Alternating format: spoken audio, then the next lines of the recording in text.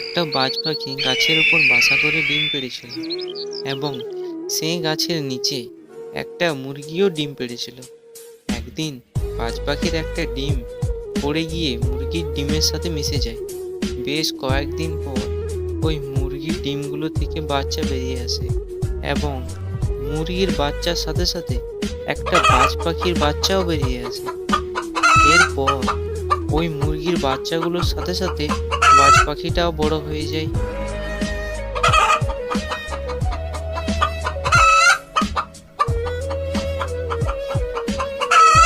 একদিন মুরগিগুলোর সাথে সাথে বাজ পাখিটাও ছিল। ঠিক সেই সময়ে তাদের সামনে দিয়ে একটা অন্য বাজ পাখি আকাশে উড়ে চলে যায়। আর এই দৃশ্য দেখে মুরগিদের সাথে থাকা বাজ পাখিটা বলে উঠল, ও তো আমার মতো দেখতে, আকাশে উড়ছে কিভাবে? তখন একটা মুরগির বাচ্চা বলে উঠল, আরে ওটা বাজ পাখি, আকাশে ওরা পাখির রাজা, আর তুই একটা মুরগির বাচ্চা।